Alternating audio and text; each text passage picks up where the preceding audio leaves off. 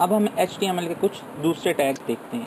HTML में text को bold करने के लिए बी का टैग यूज़ होता है, जैसे बोल्ड टेक्स्ट, और यहाँ पे हम बी के टैग को क्लोज कर देते हैं।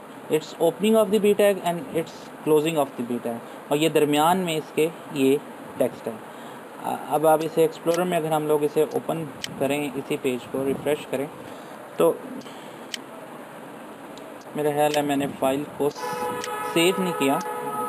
आप कंट्रोल ऐसे सेव कर सकते हैं या फाइल में आके मेन्यू से सेव कर सकते हैं। तो आपको दिस इज़ बोल्ड टेक्स्ट जो है वो इसका जो ये आपको बोल्ड में नज़र आएगा यहाँ पे, और बाकी टेक्स्ट भी हमने बोल्ड में नहीं लिखा तो ये सिंपल टेक्स्ट फॉर्मेटिंग में नज़र आ रहा है। इसी तरह टेक्स्ट को इटैलिक करने के लिए आप इसे आई के टैग में लिखते हैं। आई का टैग स्टार्ट, जो भी टेक्स्ट आप लिखना चाहें वो लिखें, और फिर उसके बाद आई का टैग क्लोज़।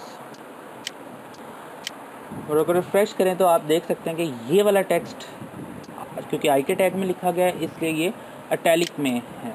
इसी तरह हम ये भी कर सकते हैं कि एक टेक्स्ट को बोल्ड भी कर लें और उसको इटैलिक भी कर लें।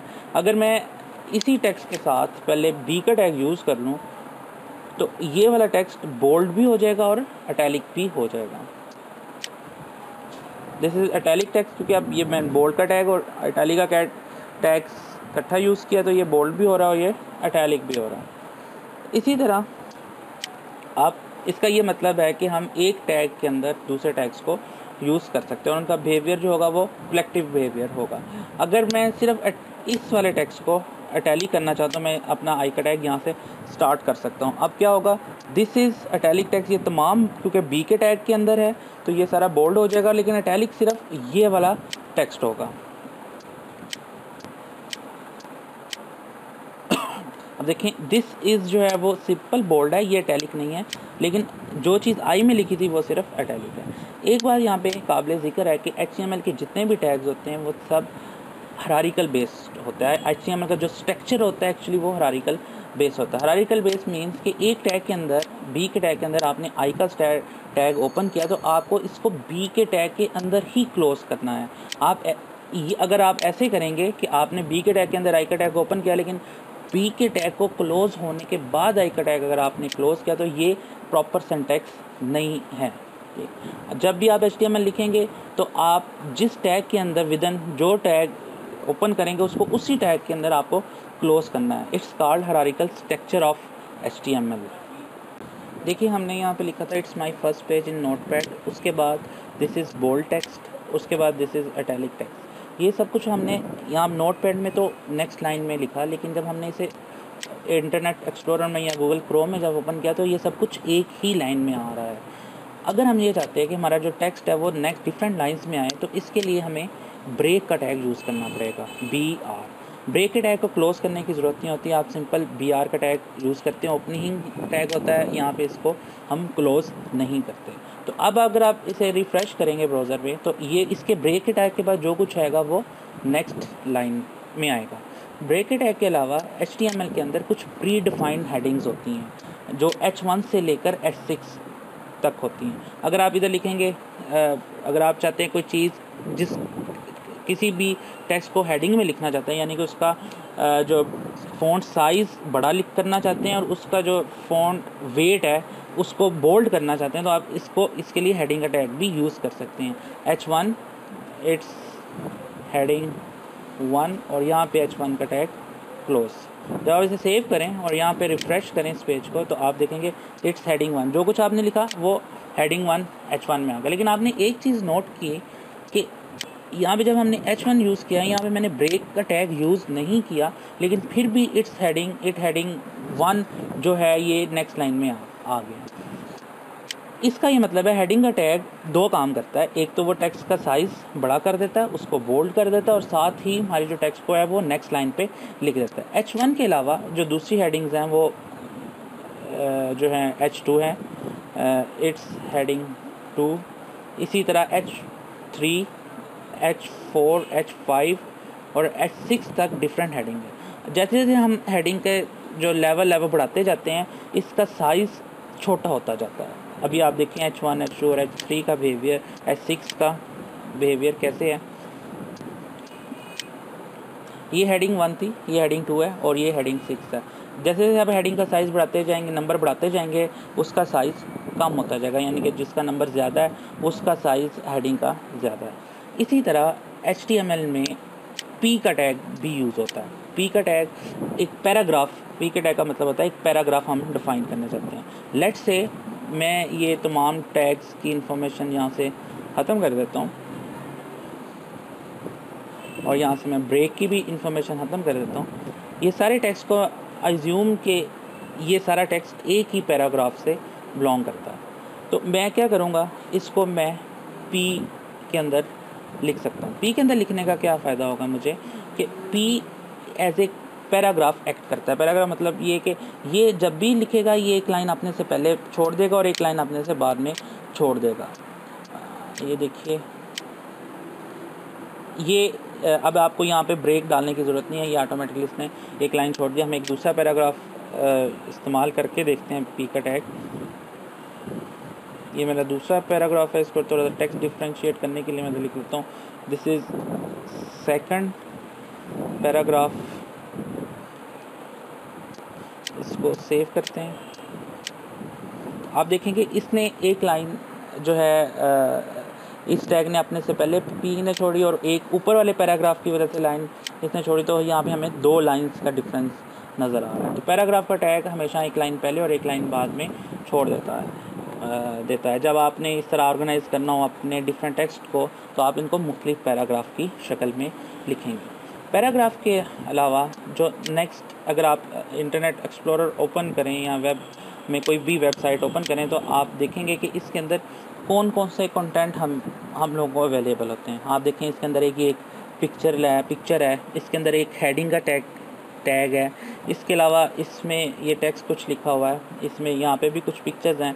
ये जो आपको यहाँ पे नज़र आ रहे हैं ये बुलेट्स हैं, या से लिस्ट भी कहा जाता है। इसके अलावा ये आपको एक बॉक्स सा नज़र आ रहा है जिसके अंदर आप कुछ भी टाइप कर सकते हैं, और यहाँ से आप वेब सर्च पे का बटन है, इस पर आप क्लिक करेंगे तो आपको ये इससे रिलेटेड कंटेंट शो कर देगा। ये जो है इसको हम टेक्स्ट बॉक्स बोलते हैं। इसी तरह ये इमेजेस हैं। एक वेबसाइट, इसके अलावा वेबसाइट के ऊपर यहाँ पे अगर आप क्लिक करेंगे तो ये आपको किसी दूसरे लिंक पे ले जाएगा जो इनकी न्यूज़ की वेबसाइट है उस पे ले जाएगा। इसको हम हाइपर लिंक कहते हैं। अगर आप वेबसाइट पे किसी एक ऐसी चीज़ पे क्लिक करें जो आपको किसी दूसरे वेब पेज के ऊपर या किसी दूसरी वेबसाइट पे ले जाए, उसको हम हाइपर लिंक कहते हैं। जिस तरह यहाँ पे ये अगर मैं यहाँ पे क्लिक करूँगा पॉलिटिक्स पे, तो ये मुझे पॉलिटिक्स की वेबसाइट पे ले जाएगा। और इस चीज़ को जिस टेक्स्ट के ऊपर मैं क्लिक करूँ और मुझे किसी दूसरी वेबसाइट पे ले जाए, इसको हम हाइपरलिंक बोलते हैं। अभी हम देखते हैं कि हम अपनी वेबसाइट के ऊपर हाइपरलिंक कैसे लगा सकते हैं और अपनी वेबसाइट के ऊपर इमेजेस कैसे लगा सकते हैं। वेबसाइट के ऊपर इमेज लगाने के लिए जो टैग यूज़ होता है वो IMG का टैग है। मेरे पास एक इमेज मेरे फोल्डर में पड़ा हुआ है, मैं आपको वो इमेज पहले दिखा दूँ। ये वाला इमेज जो है वो मेरे पास है। मैं इस इमेज को चाहता हूँ कि अपनी वेब पेज के अंदर एम्बेड कर दूँ। अब ये मैं किस तरह अपने वेब पेज के अंदर एम्बेड करूँगा जी? इसको एम्बेड करने के लिए हम लोग IMG का टैग यूज़ करेंगे। हम हेडिंग के बाद IMG लगाना चाहते हैं, जिस जगह भी आप इमेज इंसर्ट करना चाहते हैं उस जगह पे आप आएँ और IMG का टैग, उसके बाद सोर्स का मतलब कि कौन सा इमेज मैं लगाना चाहता हूँ। मेरा जो इमेज है इस वक्त कहाँ पे पड़ा हुआ है, अगर आप देखें कि मेरी जो फाइल है वो इस जगह पे पड़ी है firstpage.html, लेकिन जो मेरा इमेज है वो इमेजेस के फोल्डर में पड़ा हुआ है। तो मैं इसका पाथ कैसे दूंगा? मैं अपने टेक्स्ट में आऊँगा, टेक्स्ट फाइल में आऊँगा, नोटपैड में, वहाँ पे मैं इमेजेस / जो भी इस फाइल का नाम होगा pic1.jpg, इसकी एक्सटेंशन जो है वो JPG है, तो आपको ये पूरा नाम देना पड़ेगा यहाँ पे pic1.jpg। एक बात यहाँ पे नोट कीजिएगा, और यहीं पे हम इसको इमेज के टैग को क्लोज भी कर देंगे इसी जगह पे। एक बात यहाँ पे नोट कीजिएगा कि सम टाइम हम लोगों को ये मालूम नहीं होता कि इस पिक्चर की क्या एक्सटेंशन है। फॉर एग्जांपल यहाँ पे तो आपको अभी फाइल एक्सटेंशन नज़र आ रही है, लेकिन बाय डिफ़ॉल्ट विंडोज़ के अंदर हमें फाइल एक्सटेंशन नज़र नहीं आती। ये फाइल एक्सटेंशन को अनेबल करने के लिए आप टूल्स में आएँ, Alt T प्रेस करें, टूल्स में आएँ, Alt T प्रेस करके आप टूल्स में आएंगे, फोल्डर ऑप्शंस में आएंगे, यहाँ पे व्यू में आएंगे, व्यू में यहाँ पे एक ऑप्शन होती है hide file extension for non file, ये बाय डिफ़ॉल्ट चेक्ड होती है।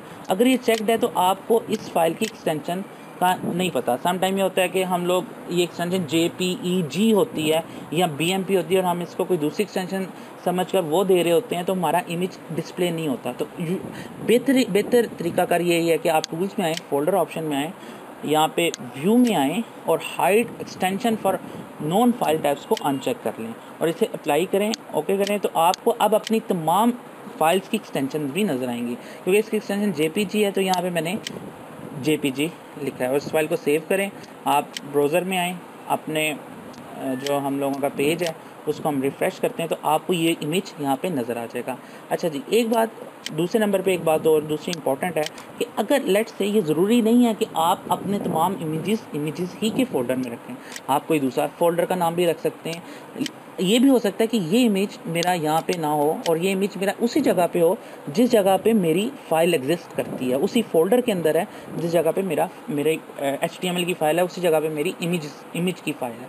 इस केस में आप क्या करेंगे, आप यहाँ पे इस फोल्डर का नाम नहीं देंगे, आप बस इसको उस फाइल का नेम देंगे। दैट्स मीन कि अगर मेरा इमेज फोल्डर में नहीं है, यानी कि मेरा इमेज किसी दूसरे फोल्डर में नहीं है, उसी फोल्डर में है जिस जगह पे मेरे HTML की फ़ाइल है, तो मुझे कोई पाथ देने की ज़रूरत नहीं। हाँ, अगर मेरा इमेज किसी दूसरे फोल्डर में है तो मुझे उस फोल्डर का नाम / और फिर उसका जो है पाथ देना है। ये बहुत इंपॉर्टेंट है कि इनिशियली हम लोग ये गलती बहुत ज़्यादा करते हैं कि हमारे HTML के पेजेस और हमारे इमेजेस जो हैं वो दो डिफरेंट जगह पे पड़े होते हैं और हमें इमेज की सोर्स अवेलेबल नहीं होती।